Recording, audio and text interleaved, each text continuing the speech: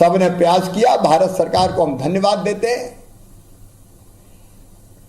Singrauli Sidhi Rewa railway line का अस्पताल भी संचालित हो रहा, अब जल्दी मेडिकल कॉलेज भी, उस पर भी हम काम प्रारंभ करेंगे। और इतना सब है तो इंजीनियरिंग कॉलेज होनी चाहिए, तो मेडिकल कॉलेज, इंजीनियरिंग कॉलेज, सिंचाई के साधनों की व्यवस्था। मेरे विधायक साथी बैठे, चाहे हमारे कुंवर सिंह जी हो, रामलल्लू जी हो, अमर सिंह जी हो, सुभाष वर्मा जी हो, मेरी सांसद बहनों, गौड़ सिंचाई परियोजना जो हमने स्वीकृत की है 825 करोड़ रुपए की लागत की, इससे 33,000 हेक्टेयर में सिंचाई होगी। सिंगरौली जिले के किसानों को भी लाभ मिलेगा। एक बात मैं कहना चाहता हूं साफ तौर पर, हमारे प्रधानमंत्री नरेंद्र मोदी जी भारत के लिए भगवान का वरदान है। मेरे प्रिय किसान भाइयों, जो 3 किसान कानून बनाए गए वो तीनों किसानों के हित में है। विपक्षी दल भ्रमित करने की कोशिश कर रहे हैं। अब उनमें से पहला कानून, उसमें यही व्यवस्था की है कि किसान अपनी फसल को, अपने उत्पादन को, चाहे वो गेहूं, सोयाबीन, चावल, धान, कोई भी हो, ज्वार हो, बाजरा हो, या वो फल और सब्जी हो, अगर वो चाहे तो उसको मंडी में बेचे। मंडी बंद नहीं की जा रही, मंडियों की अधोसंरचना को और बेहतर बनाया जा रहा है। मंडी का शुल्क भी घटा के हमने 50 पैसे कर दिया, 2 रुपया से। 1 रुपया 70 रुपये, पहले 2 था, फिर 1.70 हुआ, 50 पैसे रह गया है। मंडी चालू रहेंगी, लेकिन मंडी चालू रखते हुए किसान को अच्छे दाम मिलते तो मंडी में बेचे। लेकिन अगर कोई व्यापारी, कोई कंपनी उसके घर ही आ जाती और उससे कहती हम तुम्हें ठीक दाम दे रहे, हमें फसल बेच दो, तो उसमें आपत्ति की क्या बात है? अगर किसान की मर्जी है कि घर पे उसे ठीक दाम मिल रहे हैं, आई वो घर पर नहीं बेच सकता था इन कानूनों के रहते हुए। अगर कोई व्यापारी खरीद लेता था तो ट्रक पकड़ लिए जाते थे। अब ये किसान की मर्जी, वो चाहे बाजार में जाके बेचे, मंडी में जाके बेचे, चाहे घर पे बेचे। अगर कोई धान के मिलिंग करने वाला, राइस मिल का मालिक सीधे उससे खरीद रहा अच्छे दाम देके, तो बीच में बिचौलिए की जरूरत क्या है? अगर कोई एक्सपोर्टर उसकी फल, सब्जी, अनाज खरीद के एक्सपोर्ट कर रहा है और एक्सपोर्टर सीधा खरीद रहा है उससे, अच्छे दाम दे रहा है, तो किसी को आपत्ति क्या है? अगर मंडी के साथ कोई प्राइवेट मंडी खोल दे, कोई व्यापारी अपने वेयर हाउस में ही खरीद ले किसान से अच्छे दाम देके, तो आपत्ति क्या है?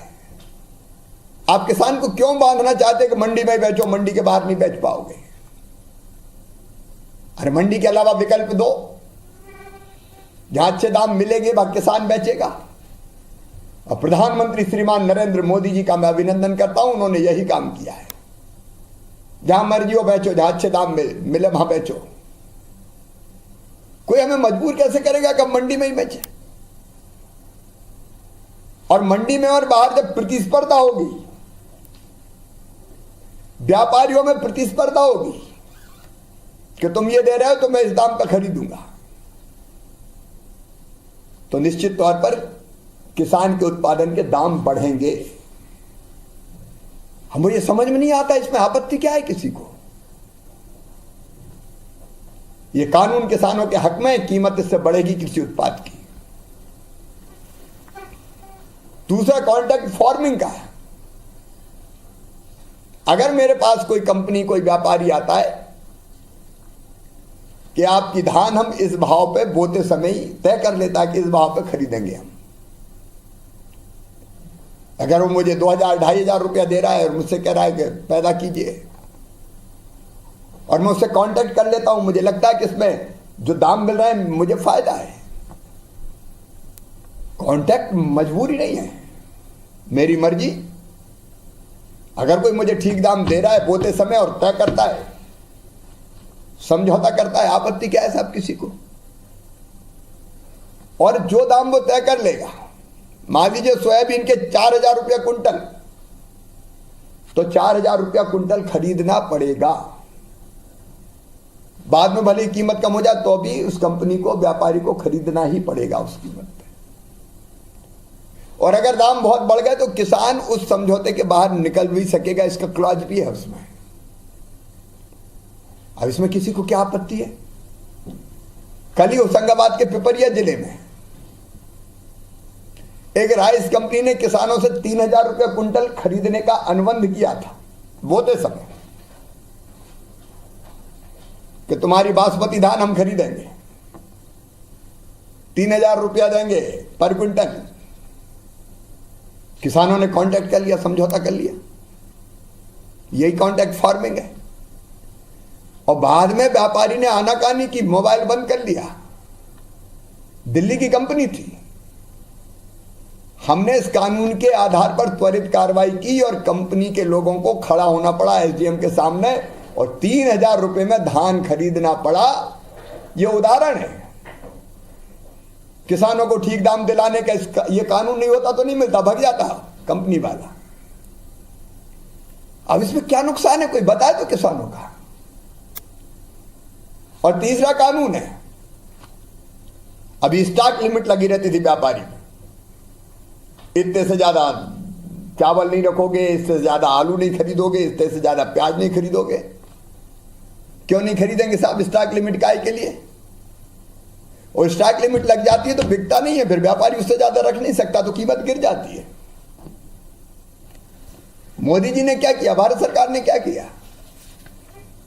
ये तय कर दिया कोई स्टॉक लिमिट नहीं होगी, जितना चाहे व्यापारी कंपनी खरीदे। अब ज्यादा खरीदेंगे तो रेट ज्यादा मिलेंगे, ये तो सामान्य समझ की बात है भाई।